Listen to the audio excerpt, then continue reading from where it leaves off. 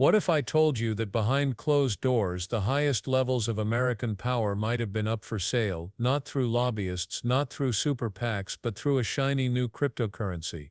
A world where buying a few $1 million of digital coins doesn't just make you a speculator, it buys you a seat at a private dinner with the president, and maybe, just maybe, influence over national policy. Sounds outrageous, doesn't it?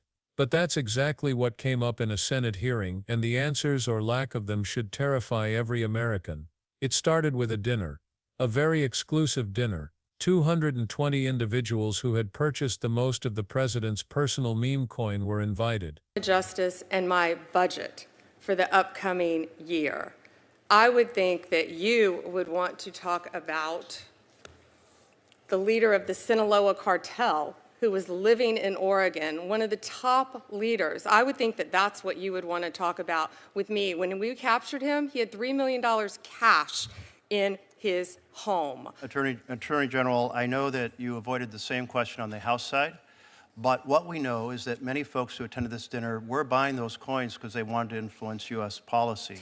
We had Mr. Javier Selgas, the head of Freight Technology, Inc., who said, I bought $2 million of these coins. I plan to buy $20 million because I want a favor from the president to change the policy regarding freight from Mexico to the United States. This solicitation of investments in his personal product, his meme coin, led to many people who were coming from foreign countries attending that dinner. Don't you think the American people have a right to know? And you said yourself you're very concerned about foreign influence on our government. Senator, it is wildly offensive that you would accuse President Trump of not protecting American interest in our country when he is the president that has shut down our borders, unlike Joe Biden. President Trump has done everything to make America safe, and you asked me the question, and keep America safe. Do you know? And you're trying to play a gotcha question at a budget hearing when you have murders left and right in your state, violent crimes, and we are doing everything we can to help your liberal state. Whether you're liberal or not, we're going to do everything we can to help the citizens of your state, and you're trying to avoid that because you're trying to play a gotcha question with the President of the United States, and it's not going to work. We're here to talk about our budget for public safety. I do believe that as the leader of the Department of Justice, you should be concerned about foreign influence. There was obviously a lot of foreign influence and individuals who said they were there for that reason. And so will you appoint a special investigator to make sure that that foreign influence does not affect the policies of the United States of America? I'm not going to tell you what I will or will not do, other than I will do everything to keep the people of your state safe, even though you don't want to talk about anything to do with your state because of the crime in your state. You also voted no on the Laken-Riley Act. We are doing everything we can to protect the citizens of this country. You also said that President Trump encouraged protest. It was the opposite. He's done everything he can to keep us safe, and he will continue to, as well as the Department of Justice. It speaks volumes that you won't answer the question about transparency when the president is asking people to invest in his company and his products, and that foreigners are attending these events. I think transparency would be appropriate.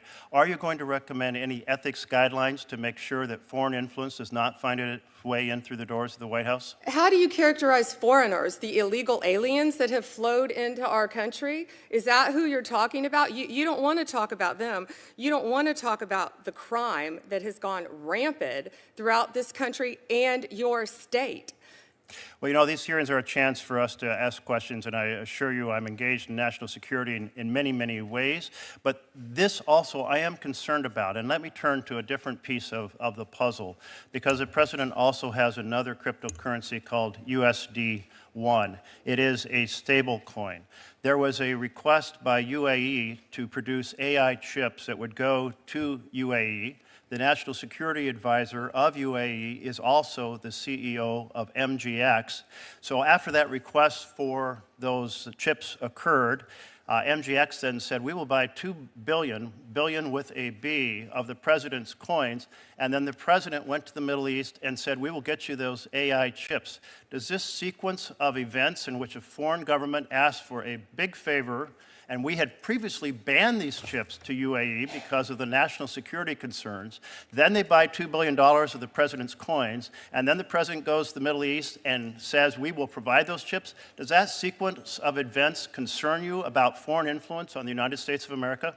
The foreign influence on America that I would be concerned about if I were you was the Mexican national that resided in Oregon, who we just arrested, who had 384 pounds of methamphetamine. The foreign individual who I would be concerned about if I were a senator from Oregon is the Honduran drug trafficker who was residing in Portland for distributing fentanyl. The foreign national I would be concerned about if I was a Portland senator, an Oregon senator, is a Mexican national leader of a drug trafficking ring. Another one, fentanyl, firearms, fatal overdoses, all in your state. You have made your point. 57,700 fentanyl pills and stolen firearms in Oregon. That's what we should work together on, not gotcha questions during a budget hearing. Let me recognize Senator Merkley. Thank you very much, Mr. It wasn't a state dinner. It wasn't a charity fundraiser. It was essentially a private party for coin holders. But here's the twist. Reports suggest that among those invited were foreign nationals, individuals with deep financial stakes and even deeper political interests. One executive was particularly blunt. The head of a freight technology company openly admitted that he had bought $2 million worth of the coin, planned to buy 20 million more, and expected a policy change in return, specifically to alter freight routes between Mexico and the United States. That's not a casual investment. That's a purchase of access. For the average American, a dinner with the commander-in-chief is unimaginable. But for those who could buy enough of a digital token, it was suddenly very real. And if foreign nationals were part of that group, the implications are staggering. But the dinner was just the beginning. Not long after, another story began to surface, one that made the dinner look small in comparison. The United Arab Emirates, through a major conglomerate tied directly to its national security advisor, was seeking access to advanced American AI chips. These chips had been restricted for export because of national security risks. The U.S. didn't want them falling into the wrong hands. And yet shortly after that request, the same UAE-linked conglomerate announced it would purchase a staggering $2 billion worth of the president's second cryptocurrency, a so-called stable coin branded USD1. Billions flowing in just like that. Then came the trip. The president visited the Middle East, and in what looked like a dramatic reversal, pledged that the restricted chips would indeed be provided. On paper it was a diplomatic deal. But when you line up the sequence, request for chips, multi-billion-dollar coin purchase, and then policy reversal, the picture looks less like diplomacy and more like influence peddling on a global scale. And yet when senators asked whether this was being investigated, the answers were evasive at best. During a tense budget hearing, a senator raised the question directly: were foreign interests attending private dinners as top coin holders? Were massive coin purchases being used as leverage for U.S. policy shifts? Instead of addressing the issue, the Attorney General pivoted. Rather than acknowledging or denying foreign attendance, she launched into a tirade about crime rates, cartels, fentanyl trafficking, and violence in the senator's home state. Important issues, yes, but completely unrelated to the question at hand. The senator pressed again, would there be an independent investigation into whether coin purchases were being used to buy political access? Again, no answer.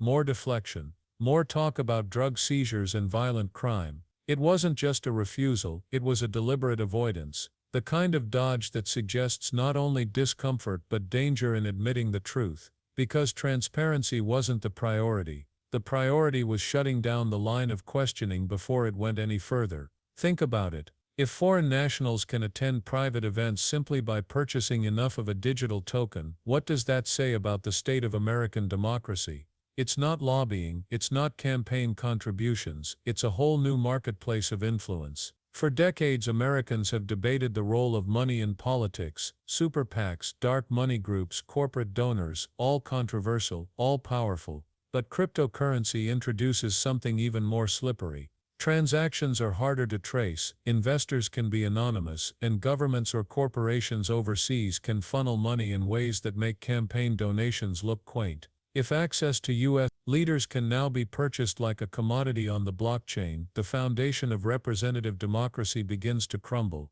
Because policy decisions stop being made for voters and start being made for investors, investors who may not even be American. And this isn't theoretical. It's already happening. The AI chip deal demonstrates the stakes. These weren't simple consumer products, they were advanced, cutting-edge chips with enormous implications for artificial intelligence, cybersecurity, and defense. They were restricted for a reason, because allowing adversarial or untrustworthy states to acquire them could tip the balance of technological power. So when billions flow into a personal cryptocurrency and a national security restriction suddenly vanishes, the optics alone are alarming. Even if no direct quid pro quo can be proven, the perception is clear. America's security was potentially bartered for coin investments, and perception in geopolitics is just as dangerous as reality. Foreign adversaries are watching, allies are watching, and if they conclude that U.S. policy can be swayed through private crypto markets, the rush to buy influence will only intensify. The precedent has already been set. Here's where it gets worse. The Department of Justice, the very institution tasked with ensuring accountability, refused to engage. When asked whether a special investigator would be appointed, the Attorney General brushed it off. When pressed on ethics guidelines, she dismissed the question entirely. That silence speaks volumes. Because if the watchdog won't bark, the gate is wide open. There's no mechanism of accountability left. Think about the message this sends that a sitting or former president can intertwine personal financial products with public office, and there will be no scrutiny as long as political allies deflect hard enough. That's not democracy, that's oligarchy. That's pay-to-play on a global scale. And the silence of institutions makes it even more dangerous, because when rules aren't enforced, they stop existing altogether. It's tempting to view all of this as just another partisan fight, one side lobbing accusation, the other side defending furiously. But strip away the labels and you're left with something more fundamental, the integrity of American democracy itself.